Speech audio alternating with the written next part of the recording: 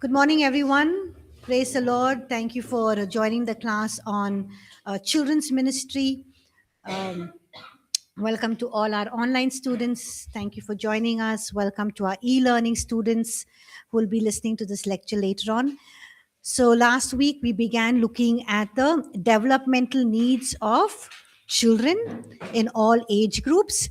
So, we looked at the need for physical activity, the need for competence and achievement, and the need for self definition or the need for self identity. We'll continue with the fourth point today.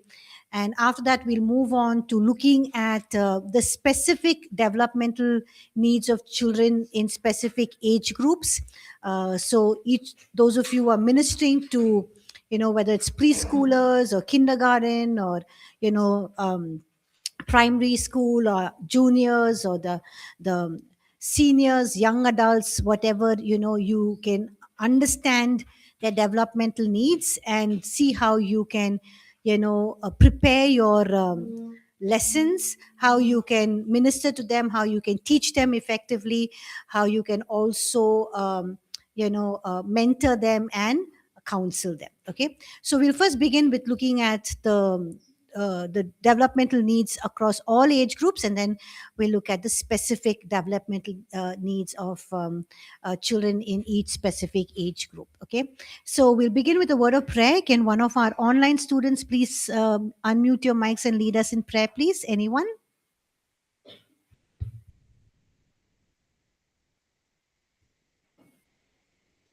Prasad, can you lead us in prayer, please?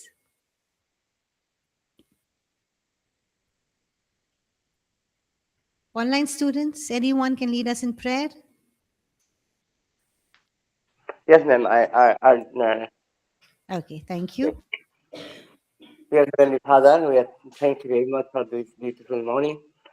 Lord, we are going to listen to your holy word, and Lord, we pray that you give us the knowledge to receive your words and keep it in our hearts so that in the future course of time we'll be able to keep all these words in our life and execute it in our life also. Lord, bless all the students online and in person to uh, to receive your words properly. Also, we pray for Pastor Selina to deliver the message in a great way and anoint her with your Holy Spirit to deliver it properly. Thank you for listening to this word. We pray all these prayers in the name of our Lord and Savior Jesus Christ. Amen. Amen. Thank you, Prasad. So, the fourth developmental need of children across all ages is the need for creative expression. Okay. So, children across all age groups, they develop. They're developing in their minds. Okay, children's minds and emotions are developing, and they need a safe and healthy way to express themselves. So, creative expressions help children basically to understand and accept themselves, to express their thoughts, emotions, and their faith, because many of them don't express what they are thinking, their emotions through words. They express it sometimes in actions, they express it in their emotions, they express it in their faith. So, when you have different creative expressions for children to express their mind and their thoughts and their feelings or their emotions, then children, it helps children understand and accept themselves. It helps them to also express their emotions, their thoughts, and their faith, and they also begin to discover God's talents and gifts in their lives. Okay, now how do children express themselves, or how do people express themselves? How do people express their thoughts and their emotions? Actions. Okay, how, what are the actions? How do people express themselves? By speaking. Yes, speaking. Okay, showing the emotions on their face. Yeah. What else? Speaking, crying, okay, showing their emotions.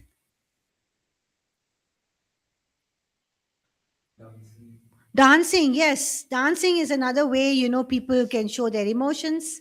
What, how else? Writing, singing, Yeah, writing, singing, yes. Acting, drama, skits, okay, even through art and craft, okay. So all of these with different ways that people or children can even express themselves. So as children grow, their thoughts and emotions and their faith develop faster than their ability to explain them clearly, okay. So their emotions and their faith and their thoughts are growing faster than their ability to even explain them clearly. So they're not able to explain, but they're growing in all of these areas. So creative expressions basically gives children a very safe and a healthy ways they can express what they are feeling and learning. So it's important that you help them to discover their god-given talents, develop their god-given talents, so how they can express their feelings and emotions. They help them to learn to accept and understand themselves, also help them to express their thoughts, their emotions, and their faith in age appropriate ways, okay. So naturally speaking, through all of these ways of speaking, writing, music, movement, dance, drama, art, these forms of expression can be included in children's ministry.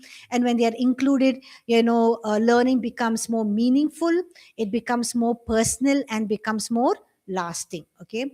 So I already told you the various ways that we get children to express their thoughts and emotions at our children's church in at APC. Is we have these kingdom builders clubs, we have games, we have art and craft for them.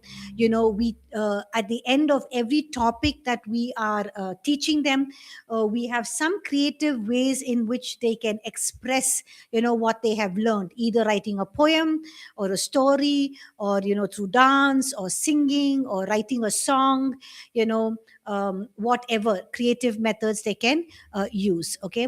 And also we can teach them to express their faith, like I said, the Christmas programs that we had, to skits, to presentations. And when we have our kids conference, that is VBS, we get them to express their thoughts, their faith in different ways. And just painting, or just drawing, or just clay modeling, whatever, all of these can be good opportunities where children can learn to express their thoughts, their emotions, and their faith, okay. The fifth one is a need for positive social interaction, okay. Now family remains a child's primary foundation, where they are interacting with their family members, but children also need healthy relationship with peers. Peers means whom? Who are peers? Your friends, yes, they're friends. So children also need healthy relationships with their peers outside of the home, okay. So through positive social interaction, children can learn how to relate to others in ways that reflect Christ-like values. So when they have positive social interaction with their friends, their peers, they learn how to relate to others in ways that reflect Christ-like values, okay. So healthy peer relationships help. How do they help children? They help children just feel accepted, they help them feel valued and included, part of the group, okay. They also learn how to cooperate with one another, when they're listening to their friends, when they're receiving their suggestions, when they're playing games, or when they're doing things together. They're learning cooperation, they're sharing, they're also learning teamwork. Also they're developing empathy, right, to listen to others, to empathize, to understand others. They're also developing in their communication skills, and also conflict, how to resolve conflict, so conflict resolution skills. So in a church setting, positive social interaction with other children in the class or with all the children in the children's church, basically teaches children that the body of Christ is a place where they can belong, where they can feel loved and they can feel accepted. Okay, so it's very important that we have various activities that help them to, which will build them up in this developmental need of positive social interaction. So how do we do that? We basically have a lot of games, a lot of activities, and we try to put them into, different groups so that they are able to mix with others, learn with others, bring about cooperation, teamwork. So especially when we take them for ministry outside where they have to minister, we don't put them with their friends, or we don't tell them to just group up. They'll group up with their own friends or with their own, their classmates. But we put the children across all different age groups in one group, so the older ones are monitoring the younger ones, and they're learning together, and they are, in groups, they're ministering wherever we take them to, whether it's an orphanage, whether it's an old age home, praying for the inmates in those homes. So it's basically getting them involved with all age groups. We do have games and activities specifically for that, for each class. But once in a month or twice in a month, we have group activities where the whole children's church come together and we play games, and or have some activity, and we put them in different groups with across all age groups. So they're basically learning, how to build friendships, how to work as a team, how to cooperate, how to empathize, how to understand others as well. Okay, also we have something called mentoring sessions. I already spoke about mentoring sessions last week. Mentoring children, getting them to understand, themselves, understand their relationships, their equations with their parents, with their siblings, with their friends in school, the challenges they're facing. Also, we, when we have new children come to children's church, or children who are visiting, I always notice new faces, and I just welcome them, and I ask them which grade they are. And then I tell the children in that specific grade, hey, there is a new child who's come to your class. The child is just visiting, or it's, the family is planning to join APC. So no, don't just sit in your own cliques or talk to your own friends. Befriend them, um, get to know them, get friendly with them, so that they feel welcomed and they feel loved and accepted. I remember, when we were having children's church once, I was just sitting and talking to one of the teachers, and then one parent brought their daughter who is in ninth grade, I think ninth or 10th grade. But for ninth or 10th grade, she looked like as if she was in first year degree. She's a very big made child, and she didn't really want to be in, come to children's church. They were new to church. The younger siblings, two of them, were coming, but this older one was not coming. The parents were trying for many weeks, to bring her to children's church. Finally, they forced her, they brought her. They told me that this is our older daughter, she's in, I think, 9th or 10th grade, and she doesn't want to come to children's church, but we are telling her that she has to be here, not in adult church.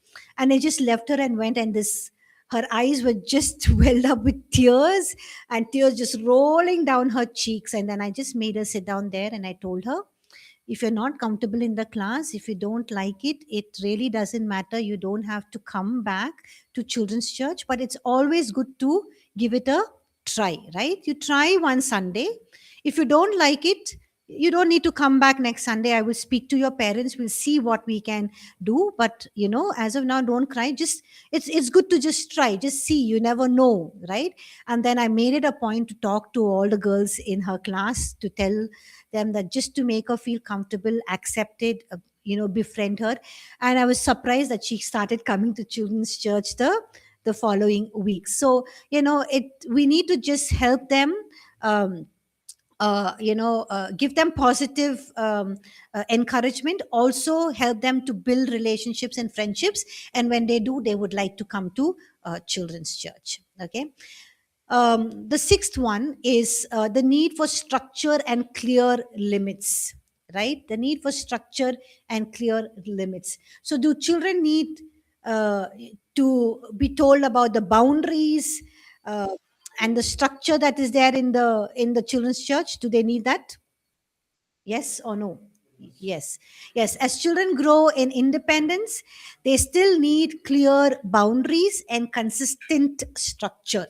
It's very important to have consistent structure in children's church, specifically for the younger age groups, right? For children in the kindergarten class, pre-nursery, UKG, upper KG, even the classroom has to be the same so that they feel safe in that environment. And you need to follow the same format, the same structure every Sunday, because when they do that, they feel it's easy for them. They feel happy. They enjoy coming to children's church. Okay, but for the older ones, it's important that we give them independence to do things, but also still we need to be very clear and set clear boundaries and consistent structure. So, structure provides security, clear limits that help children understand what they are expected in children's church, and also their responsibility. For example, hey, we start children's church at 8:30 or 8 o'clock or 9 o'clock. It'll be nice if all of you come to children's church on time. And many of the parents have told me, it's because you keep on reiterating this. Our children say we cannot go late to children's church. They pull us. They're so upset. They push us to come to church early, and they really thank us for doing that. But it's important that we teach them to come to church on time, that there is order and discipline, because there's order and discipline in the school. And when we don't bring order and discipline in children's church, in Sunday school, and we are not consistent, then children will learn to think that in church you can go anytime. you know you need not bring your Bibles. It's okay how you dress, but there is order in the house of God. Our God is a God of order. Okay, so we need to build that up in a very early age, right? So talk about the clear boundaries, what is expected of them. So healthy structures help children develop discipline, self control, also dependability and responsibility, trustworthiness, and also gives them a safe environment, safe boundary where they can, imagine and, also release the creativity that God has blessed them with. Okay. So, what are some of the clear boundaries that we can lay in children's church? What are some of the clear boundaries do you think that we can lay in children's church that will help children? Or clear structures or clear limits? Come on.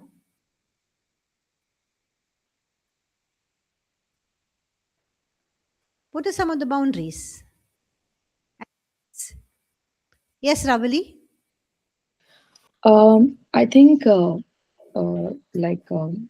mentioning it to them that the things which are okay and not okay being in the church were never not to wait until it comes up, but having standard practices, as you said. You have to bring your Bible. That's a common practice that we do, and these are some things that we see and learn about it. So, mentioning it as and when it is required, that should be one of it, I feel. Okay. Thank you. Bringing your Bibles. What else? Coming to children's church on being on time. Okay. Being caring. Yes, caring and understanding.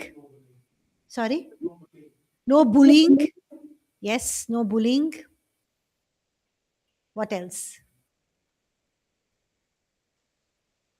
It's not okay to do anything and everything in children's church, right? There is some discipline, right? You just can't sit down and keep talking to your friends. You don't do that in school, right? Then, when worship is going on, you're just talking with your friends casually, chatting, you know. So, all of those things are something that we can keep reiterating. Also, nowadays I've seen that when I was was leading children's church, that many of the young people, they are all growing up, right? And 8th, 9th, 10th graders. So when they come, it's about girlfriends, boyfriends, and some of them are even pairing, one boy with another girl. And many of them, stop coming because of this pairing, because they're pairing with each, a boy and a girl when they're not interested. And so they're quite upset, they're disappointed. So I told them that when you come to children's church, you all can fall in love, but with only one person. And who is that? Jesus. You can only fall in love with one person, and that is Jesus. And then I had to speak to the older ones and tell them how not to, pair a girl and a boy, this is not the age. Okay, if you're pairing them, that means you're saying, hey, you're ready to get married to that person. That is what you're doing. Are you anyone ready here to get married? So you need to speak to them, right? You need to help them to understand, draw those limits, even behavior. Also, that when you want to speak or share something, it's good to raise up your hand. It's good to say what you think. You don't have to just listen to everything that the teacher is saying. You are welcome to share your suggestions, and give your inputs. If you don't agree on something, you're welcome to disagree and voice it out and say it, because we're here to learn. So all of these are some clear boundaries and some things that we can put across to them so that it will help them. Okay. Also, yeah, can you use the mic, please? The Sunday school teacher, can you actually sometimes tell the children not to make groupism? It is not happening like by choice, but usually when they make groups, and one or two will be like little left isolated. Yes. So Yes. how, as a Sunday school teacher, how can you Yeah, that is a main concern we have, that the certain children who go to these international schools, and those who go to the the ordinary schools, they are left out. And the international schools are all, all of them are grouped, and they're talking about this and that, and the others feel left out. Yeah, that's a major concern which we need to address. We need to tell them. Also, when we have group discussions, make it a conscious effort to split them, and put them into groups where they're learning from each other. They say, oh wow, she can also think, or he can also think this ways, and he has some creative ideas, or they're smart in their head. It's not that we're thinking of them as dumb because they're not going to an international school or a big school, so to say. So yeah, we can do that and mix them in. When we have a lot of group discussions, activities, mix them up, move them out of their own peer groups, their own comfort zones, and get them to interact with others. Sorry? No, sitting structure, if you do that, they would not like to come to children's church. I think that will become too much on them. We just let them be, but you can move them around. And then once you move them in the group discussion, so the rest of the class, they'll be sitting there. Even if they move back to their friends, it's okay, because we don't want to be over imposing. That can, they will not want to come back to children's church then. Yes. And some of the other areas that we can, draw clear limits and boundaries is encourage learning and, memorizing scripture, memory verses. Also establish regular scripture reading portions for them. So in our take home sheets which we give them, on the topic that we have taught them, we give them Bible verses to read throughout the week. So that is something that we can also have boundaries, clear limits. And also help children apply Bible lessons during the week. How they have applied the Bible lesson is also something that we need to set clear goals and limits, and also provide opportunities for them to come back the next Sunday and share how they have applied the lessons, and also share their testimonies. So when we are consistent in the structure, not just limits and boundaries in terms of discipline, but also in the structure that we follow. Hey, you have to learn your memory verse, read the scripture passages. How did you practice what you learned? Come back next Sunday, share, how you applied it, what worked, what did not work. When you have consistent structures, it helps children understand that God's word is not only taught on Sundays, but it guides our everyday life. So when they come to adult church, when they're listening to the sermon, they're automatically, it becomes a lifestyle. It becomes something that's ingrained. I listen to the sermon, I go the rest of the week and practice it. Why? Because when they are in children's church, they have learned to do it throughout the week and come back on Sunday and don't start the lesson without asking how you practice it. So in our take home sheet or in our workbooks, we have how you're going to apply the lesson. They have to write it that Sunday. They have to practice it during the week, and on Saturday night they fill in that portion where they say how they practice it during the week. So you're bringing in a structure, a consistent structure, that when you hear God's word, it's not only just to be heard but to be acted on and to be lived throughout the week or everyday life. Okay, all of you with me? You can also do this with your own children. I had parents who got us to do this. We had to, after we come back from church on Sunday, we don't only attend Sunday school, but also we used to attend adult church, and we had to tell my father 1 or 2 points what the pastor preached, sermon points. We have to tell him so he knows we have been attentive in adult church and how we are going to practice it. So now it's become like a lifestyle for us. Okay, moving on to the last one. The seventh one is a need for strong attachment with positive adults, right? Now, every child needs at least one caring and trustworthy adult. Do you agree? Yes. Who provides them safety, encouragement, and guidance. Okay. Now, research and ministry experience consistently show that resilient children, those who are able to recover from challenges, are often those who have strong positive attachment with adults, right? These are those who have strong positive attachment with their parents. But nowadays, given the marriage dynamics that is there, the relationship between husband and wife, that is not very strong compared to how it was earlier. Children don't have strong adults that they can look up to. Okay, so they look up to their teachers, or they look up to their children's church teachers or their children's church ministers.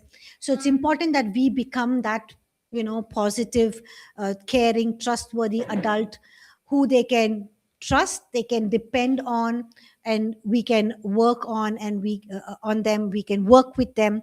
And when we do, we see that they recover from challenges and they really grow strong in their life. Okay, so in church, this includes the children's church ministers, the mentors, the ministry leaders. So children learn trust, security, and faith through relationships before they learn it through instruction. So before you teach children, they learn about security, they learn about trust, and they learn about faith through relationships. I learned my faith and I grew in my faith looking at my parents' relationship and the relationship they had with God. I learned my trust in God looking at my parents' relationship, and I also had very strong, good, godly, teachers, children's church teachers. Right? I still remember this. There was a children's church minister when I was growing up, a very nice, young, beautiful lady. Her husband had an extramarital affair, so she had to leave him. And she had a daughter, only one daughter, very beautiful. And they were going on the bike in Wilson Garden, and a lorry or a bus hit them from behind, and the bike shaked, and the daughter fell down, and the bus took a right and then just drove over her daughter. So she saw the bus going over her daughter. Her daughter died on the spot. And the very next day we had, after the funeral, the very next day we had our VBS. And I remember she was our teacher, and I was sad that she was not going to come in. I assumed that she's not going to come and teach us, but we were also shocked and surprised that she came the very next day and she taught us for those 10 days. That really stuck in my mind. That is, the love for God, love for ministry, commitment, passion. And it taught me very early on in life that no matter what happens, when you're committed to doing something for the Lord, irrespective of the struggles, irrespective of the challenges, you just come and do it, and God gives you the grace and the strength. It was just such a powerful lesson. So children, for me as a child, just seeing that, not talking anything, she not saying anything, it just stuck in my head. It's almost 30 years now. It's just stuck in my head, right? And I've learned that. Nobody taught me that. Just her life example, getting down the autos, just seeing her shocked, and she's smiling, coming and teaching us, was just a profound lesson. So, all of these things, faith, trust, security, children learn through relationships before they learn it through us teaching them or instructing. So, how much, we need to order our lives because children are watching us. Okay. So, our role as ministry workers, it's important that we be emotionally available to them. you know uh, Sometimes when they're looking sad, ask them, or when they don't come to children's church, ask them, what is it, why didn't they come, so they know that, hey, there are so many children, but yet she noticed or he noticed that I was missing, right? I remember once, I started doing this. I said, God, every week I want to minister to one child in children's church. So you just lay on my heart, you just release your word, and I will go and tell that child. So the first day I did that, the first Sunday, God put in my heart something for a child. And I went and I told her, and she just started crying. No words, nothing. She just started crying. She just hugged me. And she didn't say anything whether it was right or what it was, but I just told her what God wanted her to know. She just kept crying, and the whole way back, home, she was crying. Her mother, single parent, her mother was really worried.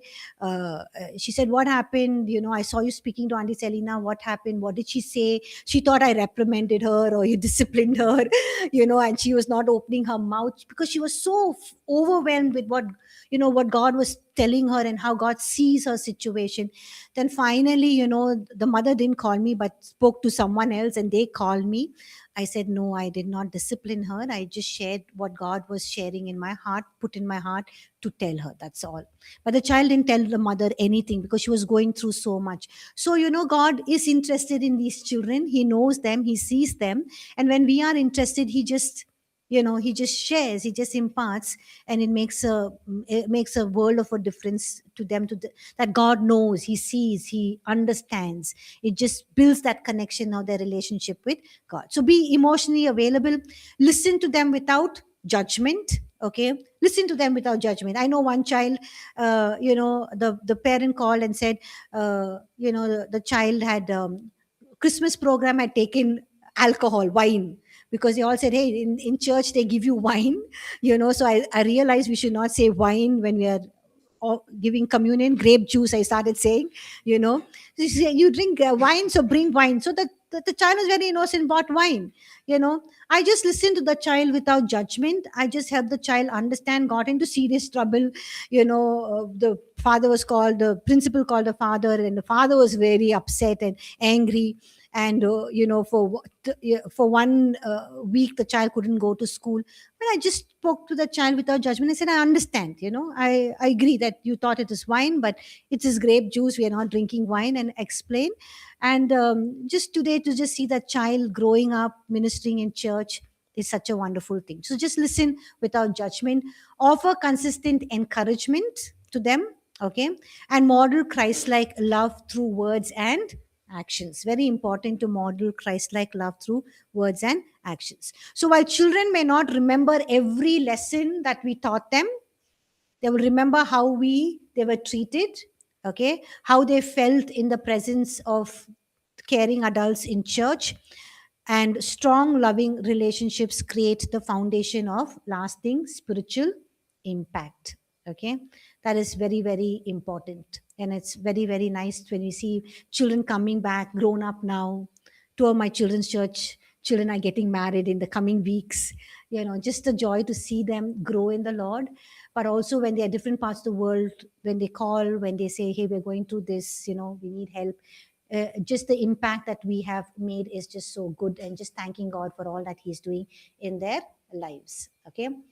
Okay, so that is the developmental needs of children across all age groups. Now we will look at the developmental needs of children in specific age groups. Before we move on to that, anyone has any questions? Do you handle conflicts when there are two people there? Do you try to address it there only, or do you try to bring the parents also involved? Or conflicts between two children? Conflicts between two children, children are much more easier than adults, actually. You just help them, you help them understand. They will just, So you don't try to bring the parents involved? no, we don't. It's just simple things. They're just a misunderstanding. They are actually learning how to, resolve conflicts. So you help them to see things in clarity, and get them to see the broader perspective, and you're teaching them and helping them to do that. No need to involve parents. Only when there is major disciplinary issues, like I think only once or twice I had to tell some parents because I couldn't just handle the child. Yeah, so yes. Any other questions? Yes, sister. Sister, how do we encourage parents in getting the children to the children's church? Because they feel like regular schools, they have to dress them up, bring them with, prepare their mindset. Good question. Actually, we don't have to encourage the children, the parents. The children ourselves, when they are encouraged, they will tell the parents that we want to go to children's church. We want to go to church. We don't want to miss. So I've heard many parents say that they left their previous church and they joined APCs because their children love the children's church. At different locations, and they want to be part of that children's church. So their parents have become. You come to APC because the children love the children's church. Yeah, and many times they don't want to miss the activities, the programs that we have, because we keep it very engaging. They don't want to miss it. They pull their parents in, even if their parents are unwell or even if the child is unwell, they still come. So I think if you have a good, consistent, structured and system and a healthy and lively children's church, the children will just pull their parents and you don't have to do anything to encourage them. Yeah. But also you can have the parent teacher meeting and you can tell them the value of what you are doing and all the things that they're doing, because many of them don't know. When they see the value and they see the effort that is put in, they themselves will bring their children. Yes. Bringing them at the initial level, sister, Initial level, you mean at the start point. the UKG and the LKG? Oh, UKG and LKG it's flooded in. It's in church. Why? Because they just can't handle them in the adult church. They're not able to sit and listen to the sermon. Their child is running around making noise. So our our upper KG and our lower KG and our upper KG classes are really full. In fact, we don't have enough volunteers because we have like sometimes 20-25 children in lower KG LKG class. So we tell parents that they need to also take turns to come and sit and help the teachers. Yeah. So I think they bring in more their children because they're not able to handle them in the adult church. And sometimes when the child gets accustomed to the environment, to the class and to the teachers and to the other friends, they're able to go and sit happily in adult church and listen, which that they want to do. Yes. Yes, sister. Thanks. Thank you. Any other questions? Okay. If there are no more questions, we look at the developmental needs of children. We look at preschoolers, 3 to 4 years old. Okay. Now, to understand preschoolers, we must stop asking, how do I control them? Right? Specifically, when you are handling preschoolers, the LKG, always in the mind of the person will be, how can I control these children? Because some want to paint, some want to run, some want to jump, some want to sleep, some are hungry, some want to go to the restroom. So instead of asking the question, how do I control them? Start by asking, what is developing in them and how do I cater to that? Okay. So let's look at the life of, or let's meet Arav. Arav is 3.5 years old, and today is a normal day in his life, and we're going to walk through one of his ordinary morning in his preschool class in children's church or Sunday school, and we'll just walk with him and observe what is developing in him. So all of you ready to look at Arav's life? Yes. So Arav runs into the room. Okay, he does not walk quietly. He runs, he's jumping, he's jumping off a step, then he climbs onto the chair, and immediately he begins moving again. Okay, so what is happening here in Arav's life? He's running, he's jumping off a step, he's climbing on the chair, again he's immediately moving again in the room. So what is happening here? Fully excited. What development is happening? He's very active. A very active physical development, right? Yes. Okay, so what is a physical development at this age? Children are highly active. Their large muscles, their hands and their thighs and their muscles, leg muscles are developing. That is developing to running, jumping, climbing, marching, balancing, and they have a lot of energy. And you'll be wondering where this energy is coming from. You are getting drained, but they are still energetic. They have a lot of enormous energy, but also get easily tired. 5 minutes they'll be running around and jumping, and the next 5 minutes you will see them on the head on the table, either going off to sleep or on the mat, just lying down and spreading their legs or kicking their legs. Okay, so they have enormous energy, but they tire very, very quickly. Okay, an important truth for teachers is we need to understand that their movement is not misbehavior. So when we see these children moving around, we think they're misbehaving.